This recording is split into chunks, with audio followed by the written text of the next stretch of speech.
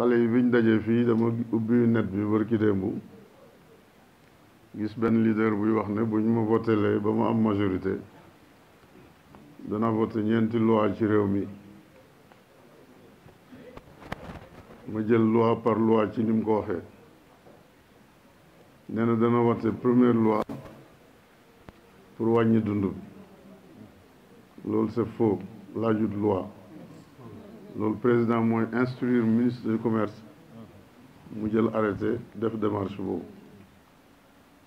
kon kooku dafay ut kum nax parce que nit ñi xiif nañ lekk jafe na si société yi jaaxle nañ soo leen waxee ku ma woteel ma def loi wàññi ceeb bi dañuy foog ne dëgg la fekk loolu laajut loi parce que constitution réew mi dafa interdire état mu nekk commerçant état mënta commerce moo tax réew mi mënuñoo jënd ceeb di ko jaay nit ñi mënuñ jënd diw di ko jaay nit ñi loolu réew mënu ko te su indee projet de loi pour ñu voter ko assemblée mooy ne état dugg na ci commerce kon premier boobu mu dig nit ñu du dëgg mënul nekk deuxième loi bi muy wax mu ngi jëm ci affaire homosexualité bi ñuy wax bi mbiri góor jigéen loi boobu depuis 6 novembre 1966 mu ngi existé fii ci Sénégal muy article 319 ci suñ constitution donc loolu am na xaj na liñ ñemewut a wax mooy criminaliser mbir moomu ku ko def ñu rey la walla ku ko def ñu nii la te réew mi amul ci suñ loi luy rey kon kooku dafay wax ay gént yoo xam ne bëgg na kum ci nax ba jël sa quelque fois yokk ci li mu am troisième loi bi ne na lu aju ci suñ gaz bi ak pétrole ak mbell yi ñu am or fer zircon et cetera et cetera man a xale yi suma portable bi code minière bi ñu mujj voté mu ngi nii ku ko bëgguma yónnee la loolu existé na biñ ko voté ba pare ñun assemblée président daf ne nañ ko dugal ci loi organique pas loi ordinaire différence ci ñaari loi yi loi organique référendum rek moo ko mën a changé beneen président bu fi ñëw mu naqadi leen mënoo ci dara waa nga wàccaat ci peuple bi ñu def référendum ñu changé constitution bi kon loolu it naxaate la loi boobu li ci nekk président def ko ci benn président mosu ko def ci réew mi nee na lépp lu feeñ ci réew mi ak koñ bu mu mën a feeñee 5% ci revenu annuel bi loolu di indi moo xam pétrole la gaz or fer zircon leneen buñ ko jaayee at danañ jël ci lim indi 5% séddale ko 557 collectivités locales yi ci Sénégal pétrole bii di feeñ fii ci Fatick Tamba dana ci am Saint-Louis dana ci am Ziguinchor dana ci am Matam dana ci am keneen dana ci am ba Kaolack dëkk ba loolu feeñee danañ jëlaat 0,5% ci revenu annuel jox ko dëkk boobu pour li ko loolu di causel moo xam pétrole bi salte yi mu fay def walla yi muy yàq ci géej gi nga mën ko ci defar ak développer sa koñ keneen mënta voter loi bu gën bii kii dafay naxaate rek sànni meesam pour jàpp jën bi mujj nag muy quatrième bi moo gën a tumuranke mu ne bu ñu ko votelee dootu am discrimination ci candidature ci élection ku ñëw bugg a bokk rek bokk ma ne waaw bu ñu amee 80 listes xanaa stade la ñuy voté ji samedi ñu abal stade bi waa Médina ñu voté dimanche ñu jox ko waa Ndorong lundi ñu jox ko waa dafa am yoo xam ne dafa munta nekk moo tax nit ñi dañoo war di utiliser seen xel yi ah kon Pape yéen ak ñii ci liste bi nga xam président moo leen tànn gannaaw bu mu diisoo ak leaderu Benno Bokk Yaakaar yëpp suñ kilifa di Moustapha nekk ci ñun duñ mën lu dul nangu loolu duñ mën lu dul dox loolu li ci des nag ci ay conseil bu ngeen demee ba falu incha allah xaj na dinañ ci waxtaan nit ñi niñ foogee ne noonu la assemblée yombewul noonu dafa am loo xam ne fii ak duggoo fa doo ko xam am na ñuy mbeleleli bu ma fa duggee danaa def lii danaa taxaw kaas parce que affaire bi du affaire yi kaas déedéet am na kuy wax ne danaa kaas sax te xamul ni ñuy tëralee budget bi ni ñu koy élaborer sax xamu ko donc bu leen yàlla dimbalee incha allah te loolu lañu yaakaar ne le 31 yàlla danañu may ndam su ko defee danañu concerté wu waxtaan ci diggante bi waaye bu kenn tayal fii ak boobu na ñëpp dox na nit ñi wax ak nit ñi am na ñuy critiquer ñoo xam ne xàmmewuñ li commune war a def ak li état war a def léegi gis kuy saaga état ci dara fekk loolu yoonu état newu ci xale yi ma dajale woon fii am na ku ne suñ mbedd kër yi ndoxang fa ma ne ko loolu ci yoonu président loolu seen maire bii ngeen koy wax fii ak mbënn amut doole état du jógee ci kaw ñëw fekk ci benn commune 9 compétences lañ dindi ci gouvernement bi dénk ko maire yi mënuñ passé 9 yooyu xam naa ci ñoom am nañu foogoon ne bu ñu leen falee rek dañuy libre te ñoo fi ëpp kilifa maire bu nekk préfet sa kilifa la gouverneur sa kilifa la ministre chargé des collectivités locales sa kilifa la ministre de l'intérieur sa kilifa la président doore ñëw nekk sa kilifa 9 compétences yi ñu doon jox compétence bu ci nekk am na ministre bu ko amee ci kaw donc boo foogee ne dañ laa bàyyi nii rek nga sax ay donc naaw du yombee noonu kon ñu ngi ñaan kenn ku nekk ci Médina wax ak ki nga war a waxat Baye Niass daf ñu daan wax ne nit ki booy wax ak moom fii ak laaloo xelam mi du la dégg am na ñoo xam ne erreur yi ñu nekk dañoo laalagul seen xel yi rek laal xel yi nag jarut saaga kële jarut saaga kii waxal ak ñoom li mën a nekk rek parce que am na yoo xam ne nit ñi dañ ko xamul kon ñi ngi ñaan ñi ngi dox ci loolu yàlla mi daan maye ndam mu may ñi ndam am na ku ma laaj keroog ci stade bi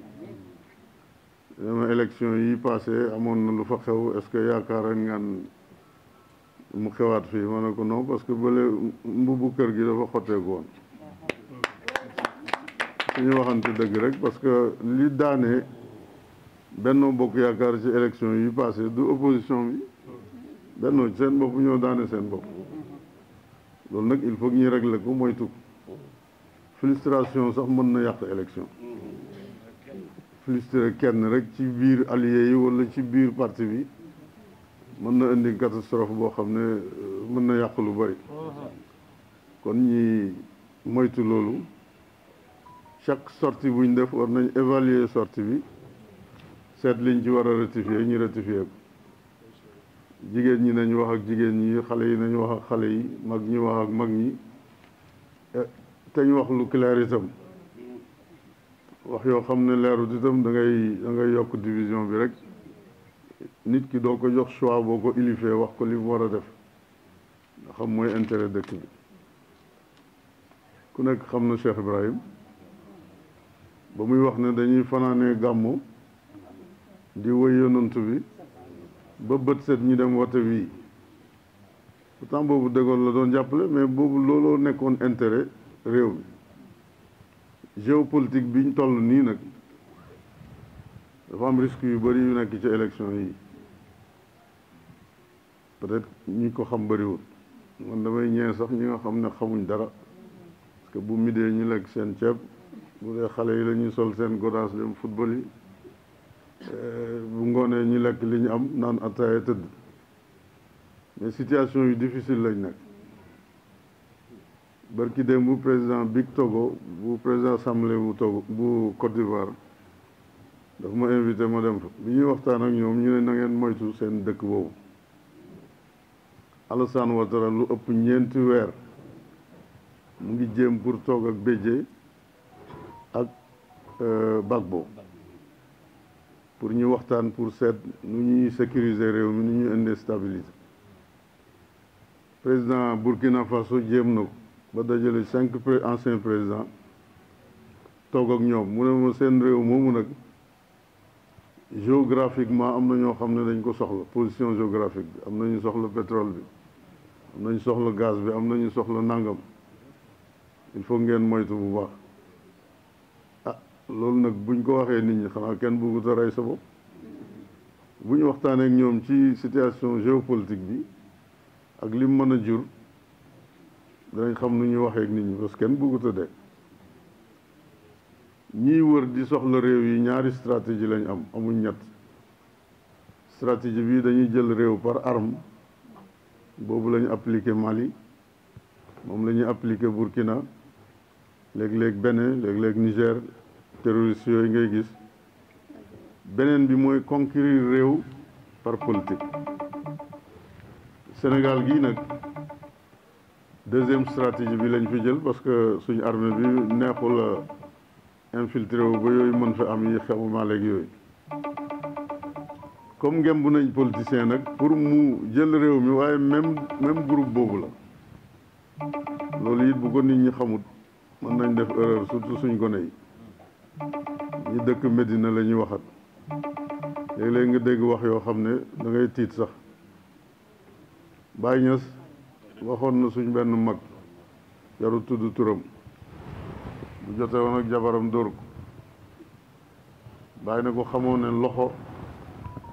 bés bu ko yàlla teralee ba buñ ko nuyoo foon ko dootu dóor làmmiñ bu ko yàlla teralee ba lu mu wax yàlla amal ko dootu wax lu dul lu neex yàlla waaye léeg-léeg nga dégg ku bokk ci pays bi di wax yoo xam ne daf lay jaaxal sax ndax kii xam na fi mu bokk fan la ndax xam na li mu war a wax lan la yooyu nag waxtaan rek a ko mën a andi alxuraan du juum maa leen bind ci diggante góor ak jigéen xalaqnaakum min zakarin wa unsa wa jaalnaakum shuuban wa qabaila def leen ay race yu wuute pourquoi li taarafu pour ngeen xamante bu xamante amul demlante du am bu xamante amul bëggante du am bu xamante amul jàppalante du am looloo tax yàlla njëkkee li taarafu kon nañ góorgóorlu danañ continuer di waxtaan ak suñuy doom suñuy jarbaat suñuy frère bu le 31 ñi ñaan yàlla mu may ñi ndam pour ñu mën a sécuriser réew mi Touba wax nañ dégg nañ li ñu wax Tivaouane wax nañ dégg nañ li ñu wax gënuñ ñëw bugg réew mi ay am na kenn ci leader yooyu opposé mos nañ toog di wax ma ne ko yii ngeen di bañ nii suñ mag ñi bañoon nañ ko yéen bu ngeen taxawee fii naan France dégage France indi ay avion am teg fii ramassé doomam yëpp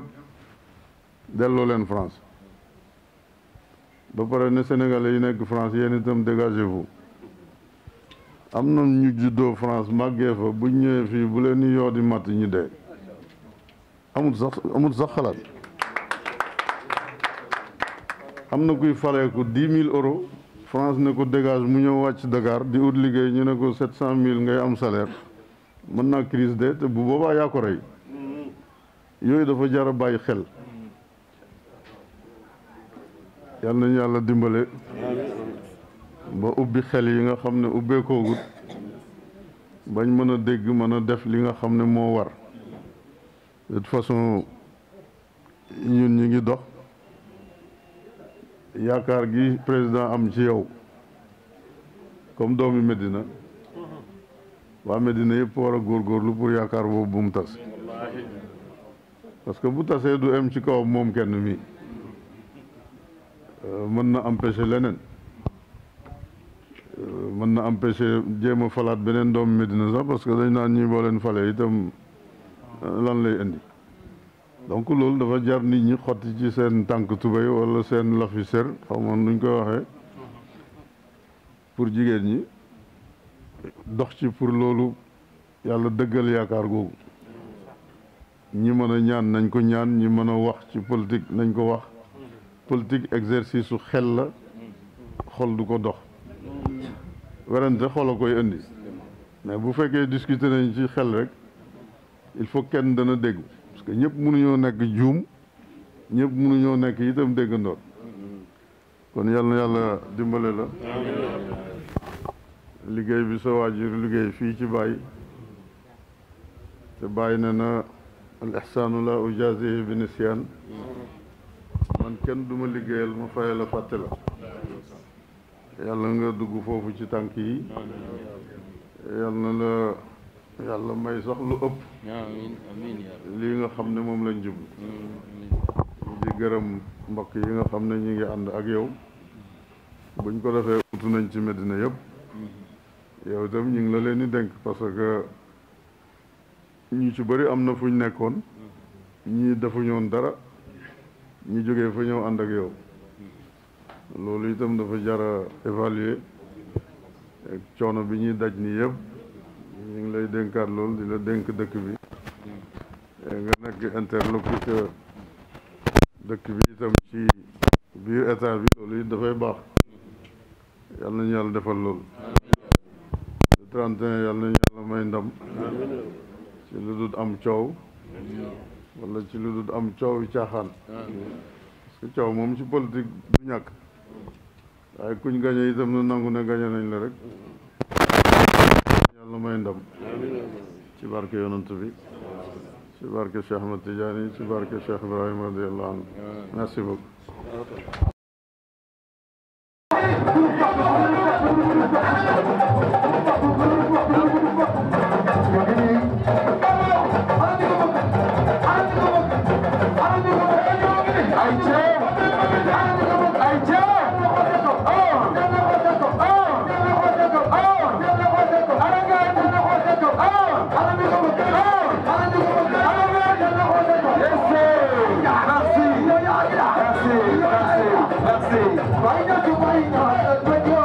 ñëpp kii ko andi bay mbay wulaan mii ci sababam ni jàkk ji mel yëpp bañ koy rëdd ba léegi ci loxoom la jaar du sëriñ du buur kenn defu ci dara suñ góorgóorlu ñun mu dem bitim réew yàlla dimbale ko jaamu yàlla bu mën a defar jàkk ji loolu dama la koy seedal ci kanamam mu lim doon doléance li mu doon ñaan nii duut pour boppam pour koñ bi kii borom dëkk la bi muy dëkk nekk borom dëkk bi neexul Cheikh Diallo xam ne li may wax suma jàngandoor la xam ne du ma wax caaxaan ñun suñ soxla man li may wax que ima ndox mi ci suñ koñ bi ñu def ndox mi ñu sëkkal ñu ko ñu mën a julli si ba duñ dugg ci sobe loolu daal laa am lu may wax seen dëkk nag def naa fa juróom-ñaari at kabatoo bi maa fa ubbi école arabe école français ba maa fa nekkoon prof arabe 7 ans yéen ñu yàlla boole dimbale fajal mi suñu càkkuteel ngeen baal ñu àq ci tardé bi yàlla baax na salaamaaleykum incha allah xanaa di leen sant di leen gërëm rek di wax ne kontaan naa lool yegg si fii ak di leen tàllal loxo pour ngeen ñaanal ñu mais surtout ngeen accompagner ñu par rapport ak fi ñu jëm ndaxte Seyda wax na ko léegi Omar aussi répété nañ ko ñun fii dañ fi bokk ñëwuñ fi tànk politique rek moo tax ñu defee ko nii mais fii dañ fi bokk te ñëw nañ fi dinañ fi ñëwaat bu soobee yàlla ndaxte mbokk lañ doom lañ taalibe lañ ci dëkk bi donc dinañ fi ñëwaat moo tax duñ fi dige mukk loo xam ne mënuñu ko wala ñu wax fi loo xam ne kiiwuñ ko léegi affaire u lamp yi moom bu soobee yàlla wax naa Omar dinañ ko xool dinañ ko régler assainissement bi tamit dinaa ko laajte ma xool ban entreprise moo ko yore woon ak lan moo si kii lépp lu si munti am après man ma xool nan la ñuy def mais bu soobee yàlla loolu dinañ si taxaw nga bokk si assainissement bi bu soobee yàlla voilà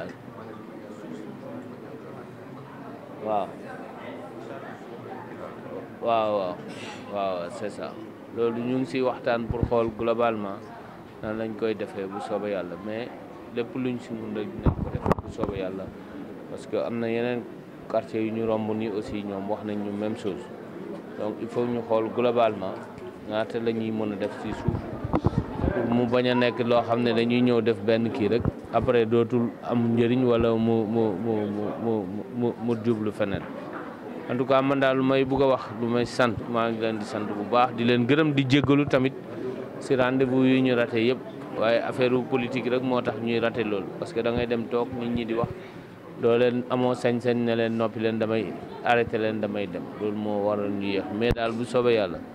lamp yi assainissement bi ak suuf bi dinañ xool globalement lan lañ si def yële moom yaakaar naa ne si man la dépendre dinaa ko mën a régler rapidement yeneen di aussi lu si muti am ma xool luñ si def ñu ngi sant bu baax di gërëm bu baax di leen wax nag ne ñu ngi leen tàllal suñu loxo pour que ngeen dimbale ñu comme ni ko Seyda waxee yàlla def ñu mun a dem si assemblée nationale représenté fa département Kaolack parce que loolu élection de député la te yaakaar nañ ne yàlla may nañu vécu bi ak kii bi ba nga xam ne bés bu ñu demee assemblée dinañ fa mun a taxawal Kaolack si nu mu waree pour que lu ngay wax nii imam mooy projet yi nga xam ne commencé nañ yeggul ñu mun ko suivre suñu bopp pour que mu yegg projet yi nga xam ne aussi moom la ñuy dugal si budget yi ñu xool nan la ñuy fexe ba Kaolack gis si boppam en tout cas loolu mooy yéene bu ñu am mais nag pour ñu mën fa yegg il faut que ngeen voteel ñu te ñëpp xam nañ fii électorat bi nu mu toll donc moo tax ñu ngi leen di sant bu baax di leen gërëm asalaamaaleykum wa rahmatulah.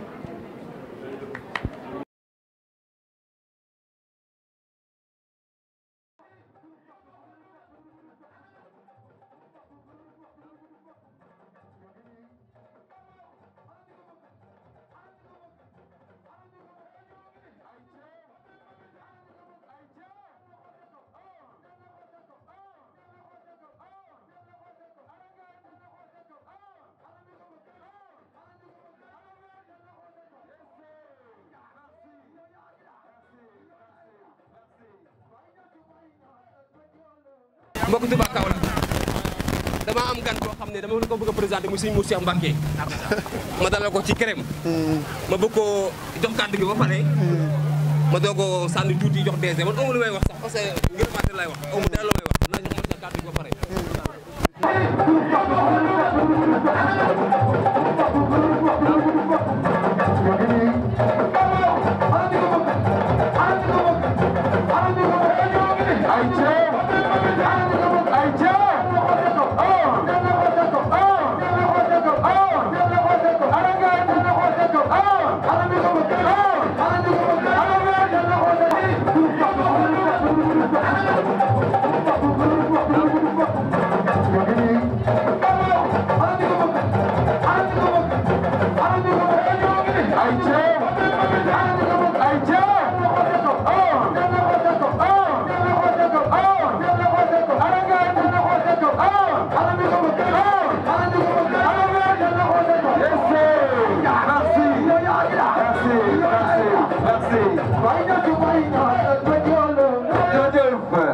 La parole à monsieur Pape Damba Bitèye.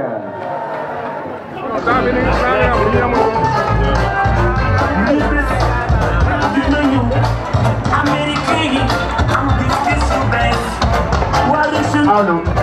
Voilà monsieur Papa Damba Bitèye, le directeur général yi nga xam ni moom moo yor Sénélec ñëw nag ci yi nga xam ni mooy cérémonie officielle de lancement du plan Kaolack.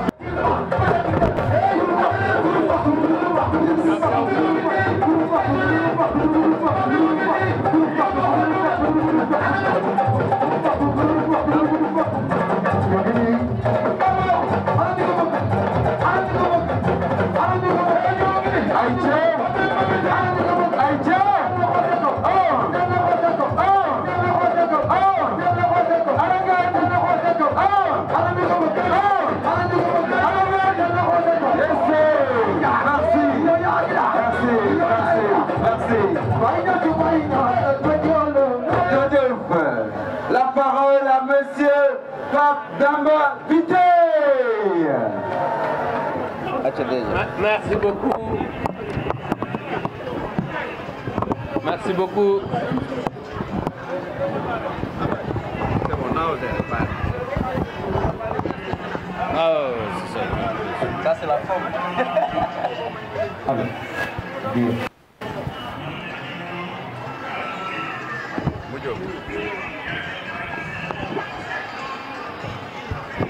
Monsieur le maire de la ville de Kaolack, mon cher frère Serigne Mboup, Monsieur le directeur général de Sonaged, mon frère Mass Thiam, Mesdames, Messieurs les autorités religieuses et coutumières, chers invités en vos rangs, grades et titres, chère population de Kaolack, chères Kaolackoises, chers Kaolackois, on ne le dira jamais assez. L'union est belle, l'union est rassurante, l'union est salvatrice, monsieur le maire. Kaolack m'apparaît aujourd'hui encore plus splendide et encore plus riche de promesses quand je vois notre assemblée du jour où ses fils et ses filles les plus illustres ont décidé de se réunir pour la bonne cause, ont décidé de se retrouver pour répondre à l'appel solennel de son Excellence, Monsieur le Président de la République, Monsieur Macky Sall. C'est pourquoi mes premiers mots vont à l'endroit de mon frère le maire Serigne Mboup pour son exemplaire hauteur d'esprit et pour sa généreuse conscience des enjeux énormes auxquels notre cher Kaolack fait face et qui nous interpellent, nous tous. Des enjeux qui exigent l'union des cœurs et des forces. Et le maire a su répondre à cet appel de l'histoire. Je voudrais aussi remercier et rendre hommage à toutes les femmes et hommes mus par le désir de porter le destin de Kaolack et qui sont prêts à s'investir dans cette optique, nous permettant ainsi de regarder l'avenir de cette ville du centre avec plus de sérénité, avec plus d'assurance, mais surtout avec plus d'espoir. Le fait que nous soyons tous réunis en ce lundi d'hivernage montre que nous sommes véritablement dans le temps de l'action, monsieur le maire. Et je compte sur le soutien du maire et de tous ses collaborateurs et amis pour réussir le pari du développement et de l'essor de Kaolack. Et je le remercie pour sa disponibilité et sa volonté de mettre en avant les vertus de l'inclusion et de la solidarité pour le salut de notre capitale du Saloum. Faut-il donc le rappeler? Nous ne sommes pas dans le symbolisme, ni dans l'incantation, encore moins les coups d'éclat. Nous sommes déterminés à agir ensemble pour notre environnement, notre cadre de vie, bref, notre cher Kaolack. Cette entreprise ne peut trouver de salut que lorsque nous, les filles et les fils de cette ville charnière, ensemble décidons de prendre en charge son renouvellement, et c'est tout le sens de ce rendez-vous d'aujourd'hui que l'histoire retiendra. J'en profite par ailleurs pour saluer l'engagement, le professionnalisme et le patriotisme de mon frère et partenaire Mass Thiam, car je sais que le Sénégal peut compter sur lui, Kaolack également peut compter sur vous, monsieur le directeur général. Pour ma part, je n'ai que cette ville qui m'a tout donné et à laquelle je dois tout. Je ne serai jamais dans une logique de repos lorsqu'il y a une tâche à accomplir dans ma ville natale, Kaolack. Force est de constater que nous avons du travail à faire pour rendre à Kaolack son lustre d'antan et assurer que tous les coins et recoins de cette ville soient à la hauteur de notre désir de bien-être qui commence par un cadre salubre, accueillant, sain et bien éclairé et uni, monsieur le maire. Je reste convaincu que nous pouvons y arriver ensemble. C'est ce qui explique notre volonté de faire de cette journée non seulement une réussite, mais surtout le coup d'envoi d'une nouvelle dynamique de salubrité qui devra intégrer nos mœurs collectives et individuelles de manière irréversible. C'est aussi une journée de l'unité, de la concorde et de l'inclusion pour un Kaolack nouveau. Je suis confiant et optimiste en ce qui concerne cette perspective, car je sais dans mon fort intérieur à quel point vous tous qui êtes ici présents tenez à Kaolack, à son épanouissement et tout simplement à son rayonnement. Que le travail commence et ne s'arrête que lorsque nous aurons mis nos mains dans les 4 coins de cette ville, éclairer l'ensemble des ruelles de cette ville, nettoyer tous les coins et recoins de cette ville. Ce travail multiforme portera, Monsieur le maire, sur le renforcement mobilier de la ville, sur le curage d'axes stratégiques, sans oublier bien entendu le déblayage, le désensablement, mais surtout l'éclairage des zones urbaines. Ensemble, pour un Kaolack resplendissant et propre, je vous remercie de votre aimable attention. Ñu ngi sant ñëpp di gërëm ñëpp di nuyu monsieur le maire Serigne Mboup di nuyu également tout le conseil municipal, di nuyu première adjointe au maire Madame Tall Mami Mbow, di nuyu également le DG de Sonaged mon frère Mass Thiam, di nuyu kilifa diine ak kilifa aada yi yépp nga xam ne teew nañ fii tey fekkee li si ñu suñu bés bi nag bés bu ñu neex la ndaxte ñépp xam nañ ne lu ko waral mooy maire moo décidé lancer une opération jàppal ma jàpp Kaolack nag ku ko jàpp ñu jàpp la ndaxte doomi Kaolack lañ mais également Senelec dafa am mission de service public bi nga xam ne la sécurité moo ci rôle bu gën a am importance moo tax monsieur le maire boo taxawee tey ne dama bëgg Kaolack leer dama bëgg Kaolack set dama bëgg Kaolack bu gën a yànji loolu foo ci taxaw dinañ la ci jàpp surtout que am nañ ci ndigal suñu président de la république Macky Sall bi nga xam ne lu ko intéressé rek mooy ñu am ay villes propres ay villes rayonnantes mais surtout ay villes yoo xam ne dañuy aspirer vers l'émergence kon bu ñu yàlla dénkee société bu mel ni Senelec muy société nationale nga xam ne sénégalais yi ñoo ko moom sénégalais yi lay liggéeyal kon côté boobu boo ci jàppee ñëw taxaw Senelec dina nekk sa wet jàpp pour nga jàpp mu jàpp Kaolack gën a jëm ci kanam en tout cas ñu ngi sant ñëpp di gërëm ñëpp di wax ne tey jii nii am nañ mbégte lool ñëw taxaw fii ci wetu maire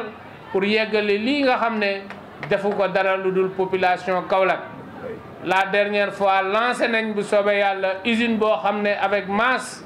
bientôt dina jël ordures yi transformé ko en électricité bu loolu bu sottee incha allah ça veut dire quoi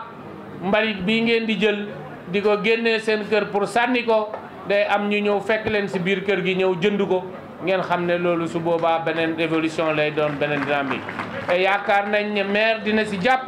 ba ñu mun a yeggali loolu taxawal ko au niveau de la xawma commune bi lay nekk xawma département de Kaolack mais l'essentiel Kaolack dina ci gën a jëriñoo gën a taxaw incha allah ñu ngi gërëm ñëpp di sant ñëpp asalaamaaleykum wa rahmatullah. Saluer l'ensemble des conseillers municipaux ici représentés et toutes les autres autorités religieuses et coutumières de Kaolack. Monsieur le maire, je vais axer mon propos sur l'opportunité qui nous réunit aujourd'hui. Et je vais m'adresser en particulier aux populations de Kaolack. L'UCG est représenté partout au Sénégal et nous avons des activités à Kaolack depuis des années. Mais aujourd'hui, si nous sommes ici, au cœur de Kaolack,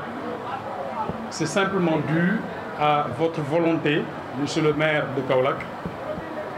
exprimée à travers l'ensemble des contacts que vous avez eus avec le chef de l'État, qui nous a donné pour instruction de donner une attention particulière à la ville de Kaolack et à la région. Monsieur Biteye aussi n'est pas en reste parce que vous le savez, il y a quelques semaines, nous avons signé une convention relative au nettoiement des sites de la Sénélec. Mais il y a tout juste quelques jours, monsieur Biteye m'a relancé pour s'enquérir de la situation du projet de transformation des déchets en énergie et m'a même enjoint qu'on aille très rapidement vers la signature d'un autre protocole d'accord pour faire une étude de faisabilité. Ce qui signifie qu'aujourd'hui, nous avons la conjonction de deux fils de Kaolack qui viennent pour nous accompagner dans la lutte contre l'insalubrité qui est un problème à Kaolack. Donc soyez-en remerciés, monsieur le maire, monsieur le directeur général de la Sénélec.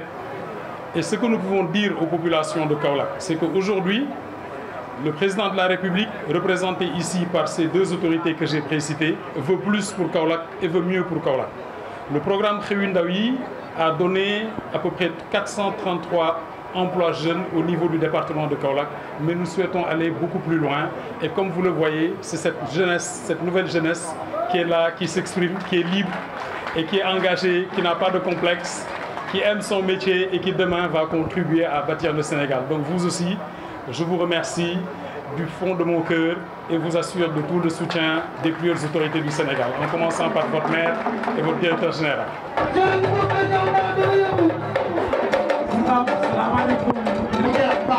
salaamaaleykum. C'est bon. Voilà. maa ngi leen di nuyu yéen ñëpp di gërëm population Kaolack yéen ñëpp xam ngeen ne mbooloo mi bu ngeen fi dajee tey ci suba ngeen ko yëg kon loolu lu am solo la sama yaram dafa daw léegi bi ma gisee waa UCG xale yu engagé yi ñëw taxaw ci côté seen coordonnateur seen directeur Mass Thiam ak seen représentant local monsieur Diatara ak monsieur Wade Mass xam naa ne bi xale yi jógee xaw nga jaaxle ndax léeg-léeg politicien ndax léeg-léeg yow notoriété bi nga am fii ci dëkk bii da nga koo am parce que da nga ko liggéey te loolu damay fekk ci li Serigne Maay waxoon rek mooy nañ liggéey te man xam naa ne amul dara la ci jaaxal ndax vous êtes parmi les rares mënu ma wax fonctionnaire parce que tu n'es pas un fonctionnaire. Moi je te connais depuis plus de 25 ans on a travaillé ensemble bari na ay projet yoo gis fii Mass liggéey na ci cœur de ville gi Mass liggéey na ci Bridou Mass liggéey na ci CCDM Mass liggéey na ci lépp parce que Mass man naa ne musuma ko employé mais awma lu may def loo xam ne nii programme chambre de commerce sax moo ko bindoon kon Mass Thiam yàgg nañ dama ne Mass du tiit ndax bari na ñoo xam ne nii buñ leen tuddee ci kaw rek ñu tiit mais Mass Thiam président ci boppam moo ma waxal ne Mass ay yoon ñëw na ma ne ma président damaa bëgg a bàyyi ndax liggéey bi dafa metti ndax damay liggéey ak ñuy suul ma ne ko doo dem président de la république ku bëgg dikki ne ko damay bàyyi mu ne la doo dem kooku yow xam nga ne am nga capacité loolu président ma ko wax moo ma ko wax te matul une semaine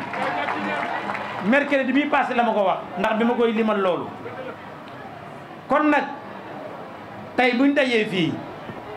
dama koy gërëm président de la république te gis nga nit ñi dama leen wax li ma seq ak président de la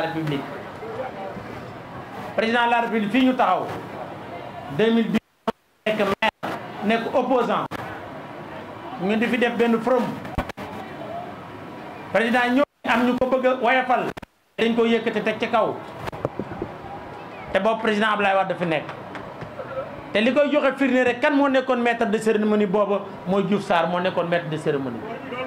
te yaakaar naa fii la leen fekke même place la président de la république njëkk a def première visite am 2012 di ñëw di visiter Kaolack ma dem ci ne ko kaay xool cœur de ville ay nit dem fa ne ko woy cœur de ville projet Ablaye Wade la leerul nangam ak nangam man leeral ko ma ne ko projet Ablaye Wade amatul projet état moo fi nekk te yaay président yaay état mu ñëw fii taxaw yéen ñëpp fekk ngeen ko fii rek la fi ñëwoon te bu booba ay nit a ngi manifester di wax pour ne ko bu fa dem te mooy moom moo am fayday boppam ñëw ci lii kon cœur de ville gii bu taxawee mi ngi ci loxoom moo tax ñuy wax jarul leen a toppatoo président lépp lu ñu def ci biir cœur de ville loxoom a ngi ci te bu du woon moom du am kon loolu na ko ñëpp xam kooku nag bu la defalee loolu munoo bañ a far ci moom. damaa bañ war far ci moom parce que sama xarit la damay far ci moom parce que président de la République la damay far ci moom parce que tey aujourd'hui je suis un agent judiciaire de l'État non un agent de l'État ci civil nu mu tuddati officier civil de agence officier civil de l'État maag préfet ñoo yem maag gouverneur ñoo yem mais nag mën nañoo bañ a bokk bis politique waaw loolu mën naa bañ a nekk waaye du gis-gisu politique am moom gis-gisu politique suñu local la local laa wax gis-gisu politique local mën nañ ko bañ a bokk ndax local la waaye yàlla dimbale na ma ba lépp loo xam ne nii def naa ko damaa dem waxtaan ceeg moom tàgg ko ndax la ma ko wax boo ma ne woon bul dem du ma dem dama ko wax fii muy mairie bi muy député bi kon léeg-léeg damay dalal xelu nit ñi ñiy wax naan président moo la kale président kale wu ma xëy na ay ndaw mën nañ maa kale waaye kale wu ma waaye yàlla moo def ne gënul ci man ndax gënul ci man xam naa ne gënul woon ci man ndax amu woon base bu dëgër bu mën a téye yaakaar ji nga xam ne nii Sénégal gépp amoon nañ ko yaakaar ci man pour ci député bi base boobu amu woon base bu ko mën a téye su ma ca demoon tamit li dal ñëpp may dal te yaa ngi dégg tulleeg ma la ji maa ngi ciy sant yàlla bu baax a baax. kon nag tey président de la république bu la yabalee Mass nga ñëw ànd ak Pape Demba bi tey ñun ñëpp xam nañ ne Kaolack ba Kaolack daj suñu wax mooy Kaolack dafa salte même bu saltewul bàkke nañ ñu dafa salte sama benn xarit dafa may tooñ ñu nekk Touba mu ne ma damaa gis ay yoo ñu yor seen ëmb naan ma ana waa dalu Kaolack bi ñu dajeeg man ci mbaax mais loolu lépp day tooñ rek waaye loolu lépp lu ko andi salte ak ndox moo ko andi yoo dëkkul fen yoo li koy dindi rek mooy na salte bi dañ te li Mass Thiam wax nañ ci dimbale suñ bopp ndimbal na ca fekk loxol borom looloo tax ñu ne jàppal ma jàpp taaral Kaolack bu leen jàpp ne ICG rek kay ñëw defar bu leen jàpp ne mairie président de la République mënoon nañoo seetaan ne yéen maire ngeen waaye dafa wax ICG mu def programme 1,5 milliard mairie yaakaar naa ay 150 millions rek la ciy def te am na ko ci budget Mass tamit loolu la ciy def mais li ci des lépp moo wax état bi ñu trouvé ko ñu dolli ci nag Pape Demba bi tey ñëw taxaw xam ne Kaolack am la Kaolack am la mooy na jóg mu commencé ko ndax ba ma ko waxee rek la commencé nagari démb commencé ne di taal dëkk bi kon Pape Demba dëkk bi sa dëkk la foo ne Pape Demba bi tey ñu ne sa dëkk la li ñu boole nag bari na Moustapha Niass boole nañ sëñ Moustapha Lakaram boole nañ ñu bàyyi Xadi boole nañu ndax soxnaa ma ngi fii kon ñun ñu ngi lay gërëm di la sant dañoo toll foo xam ne nii nag li ma waxoon démb laa wax tey mënuñu toll di joxe consigne de vote parce que irrespectueux la ndax kat lu sëñ Mountakha def pour sëriñ maa yi def ko ñun dañoo war a taxaw ku def lu baax ñu waxal la te yow président de la République def na lu baax Mass Thiam def na lu baax yow def nga lu baax fii gis ngeen bi ñuy campagne leader politique yëpp ñëw nañ fi ku ne ñëw na ci ñun nuyu ñu jàmm ji ñu am ak ñoom moo tax te jàmm jooju dañ koo sàmm nag suñu waajur sàmmal ñu ko depuis Abdou Diouf depuis Abdoulaye Wade dañuy sàmm loolu incha allah kon jërëjëf kon daal man li may finaliser mooy Kaolack li ci des yéen a ko moom jóg leen ñu jël Kaolack yóbbu ko fa mu nekkoon léegi laa visité place bii ma xool ne place dàq ko woon ci Sénégal tubaab yi fuñ ñëw rek nekk fa rek xamal ne dara nga fa waaw fuñ ñëw rek daw ñëw fi muy tubaab yi muy naar libaane yi muy ñëpp dañoo daw ñëw fi kon dara ngi fi kon li fi nekk nañ ko sàmmal suñ bopp ñun ñoo ko mën a sàmmal suñ bopp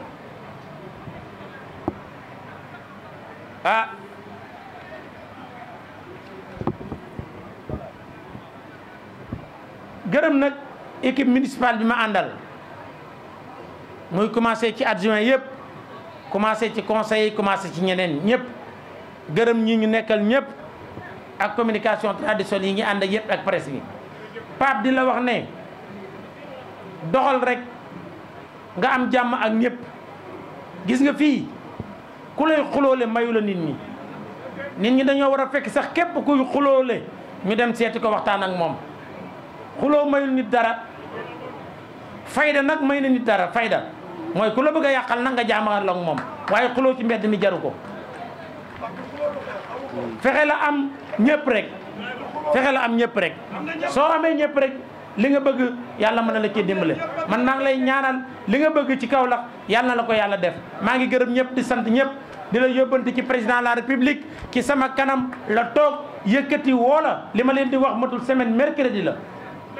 ndax la ma ko wax mooy Pape Demba bi tey moo mën a dimbale boppam Kaolack defaral leen boo leen defaralee rek ñoom duñ tas yaakaar Serigne Maay moo ma ko waxoon dama faa demoon bi may wuti ngi ma mu ne ma kaay ma ñëw mu ne ma nit ñi ñoo ëpp doole état nit ñi ñoo ñu ëpp doole sax ñun sëriñ si fexeel ba nit ñi am yaakaar ci yow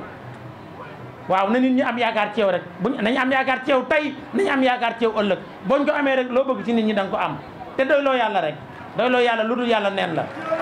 lu dul yàlla neen la kon Mass jërëjëf yow tamit nii nga def xale yi te foo wàcc ci Sénégal nii la mel ñoom tamit noonu yéen na ngeen góorgóorlu bu baax a baax xam naa ne yéen ngi góorgóorlu ni ngeen sagale seen kilifa ah neex na ma trop kon nag je termine pour vous parler en français.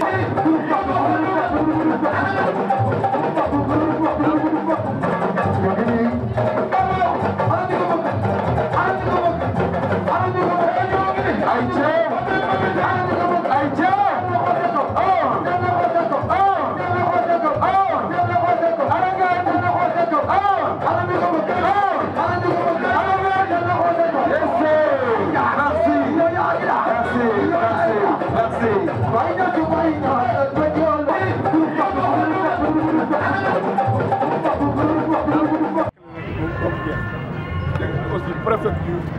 aussi éclairé donc architecte yu mag yëpp dañuy éclairé pour pare dem ci 1000 at mais loolu ak ak loolu tey contacté place foog pare aussi de former sécurité de sa problème ci la di de consommé day de garantie sécurité donc bu fekkente ni tension kii na benn rek mooy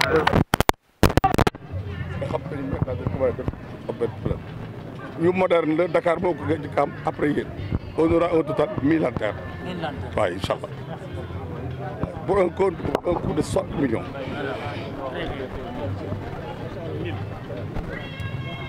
ah Serigne 200 nga waxoon si lettre bi on fait 1000. oui Pape yow dëkk bi est-ce que gënoo ma fi dëkk dama nekk maire waaye est-ce que gënoo ma fi dëkk ah. non on va continuer. voilà et je pense que voilà li mu waxoon def na ko mi ngi kon ne di def kon nag vraiment mi ngi noonu rek voilà te li may wax rek gërëm président de la république voilà ndax moo ko fi yebal mooy kilifaam te bi ma ko gisoo mënoon na ma ne demal danaa ko woo mais ñor bi mu ko yor da yëkkati téléphone am woo ko waaw fekk mu nekk ci meeting sax mu ne ko déplacé wul wax ak moom te wax bi mu ko wax mi ngi koy def te Serigne Maye tamit loolu la wax barki dem bi ma woowee loolu la ma wax Serigne Maye nee na ñu taalal ko fii ba éclair jëmbatal ko ay garab defal ko canalisation bi li mu bëgg yomb na te incha allah loolu lépp danañ ci taxaw setal dëkk bi Mass Thiam ngi nii en tout cas tout est réuni pour que Kaolack biñ daan wax dëkk bu salte dans 3 mois mooy gën a set Sénégal incha allah waaw.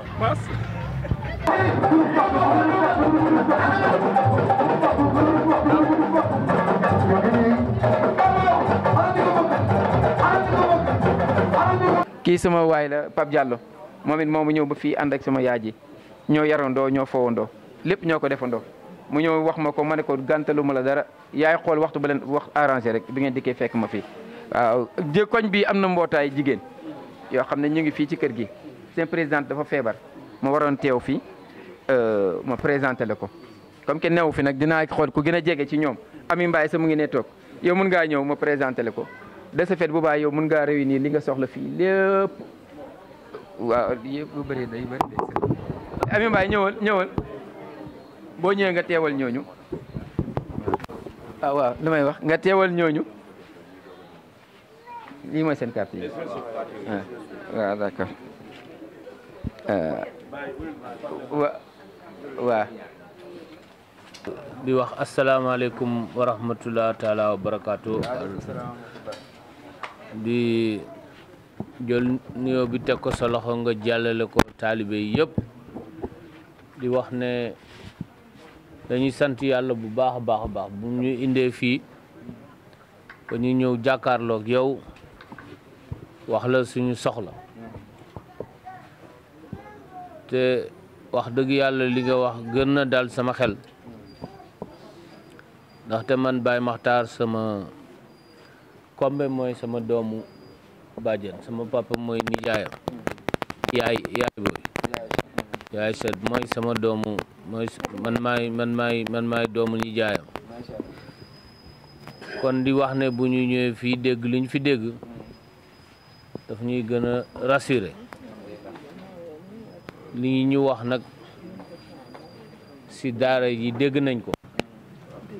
waaye lu tax ñu jël option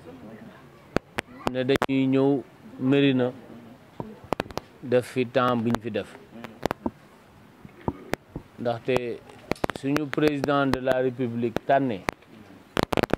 def ñu candidat département bi c'est parce que xam na ne doomu Médina Baye lañ xam nañ ne taalibe Baye lañ xam nañ ne Médina Baye mooy suñu wéeruwaay kon loolu yëpp nag bu ko xoolee ba am si yaakaar jox ñu ko dafay jaadu ñu ñëw si ñu mel ni yéen ak ñu nekk seen ginnaaw yëpp ñu leeralal leen loolu xam ne lii du suñu mbir ñun kese mais mbiru Médina Baye la te élection yi ni ñu jëm mooy élection yi nga xamante ne nii dañ ko def pour tànn ñan ñoo war a représenter Kaolack assemblée nationale élection yi loolu mooy mbébét bi ñan ñoo war a représenter Kaolack assemblée nationale président tànn ñu nag def ñu nag Ahmed Youssouf Benjeloun Assou Ndiaye ak Ndeye Sakho pour ñu représenter le département si liste nationale bi am na madame Aminata Touré Mariama Sarr ak Bokar Diallo donc bu ñu xoolee ñooñu dëgg-dëgg du pour tagg suñu bopp waaye am nañ yaakaar ne ñii mënuñ am liste bu gën a taxaw bu mën a représenter Kaolack à l'Assemblée nationale ndaxte madame Aminata Touré premier ministre la woon Mariama ministre la man directeur général ak Aïssatou nekk maire ñaari yoon loolu yaakaar naa ne dëgg-dëgg am nañ qualité bu mun a taxaw défendre intérêt Kaolack. Voilà mu ngoog exactement merci beaucoup pour la synthèse donc di wax ne dëgg-dëgg daal loolu moo doon mbébét yi dégg nañ nag lu taalibe yi wax bu soobee yàlla dinañ leen may rajo chaise yi tamit dinañ xool ñaata chaise dañuy indi balaa si gàmmu gi jot incha allah ñu def ko fi loolu mooy suñu contribution te wax naa ko sànq bu ñu nekkee Fass Cheikh Tidiane man leen suñu yàlla dimbalee ba ngeen fal ñu xam leen ne problème assainissement bi dina nekk problème yoo xam ne si problème yu gën a mag yu ñuy war a défendre biir Kaolack ndaxte jot na Médina Baye am système de canalisation bu baax ndaxte Médina nu muy màggee ak lu muy accueillir si ay pèlerins problème bii war nañ ko dépasser état bi commencé na si nag gis nañ xaaxum nu mu doon mel nu mu compliqué même fii nii si biir Médina am na porte yu ñu commencé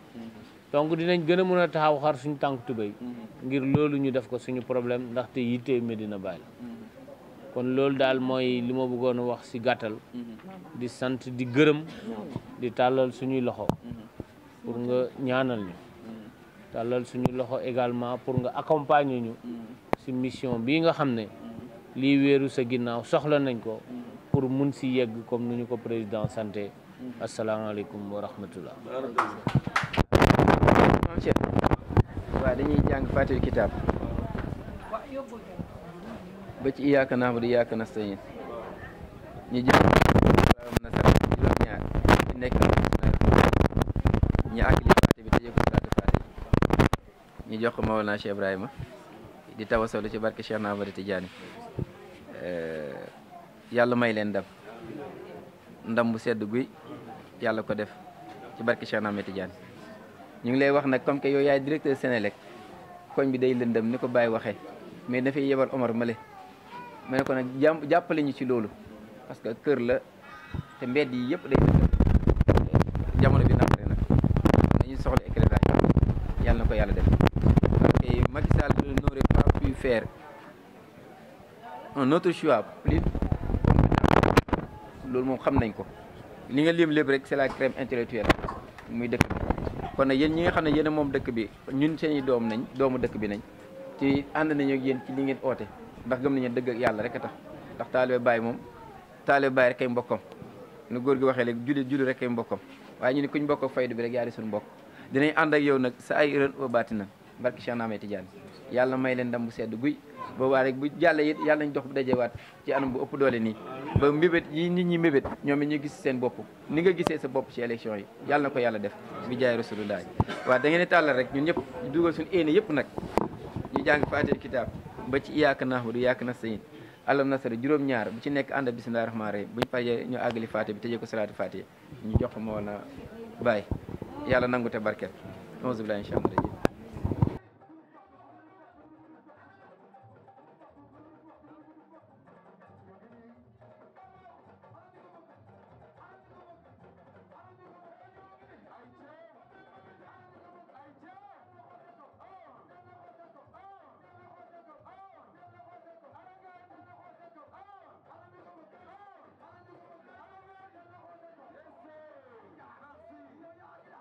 ak suñu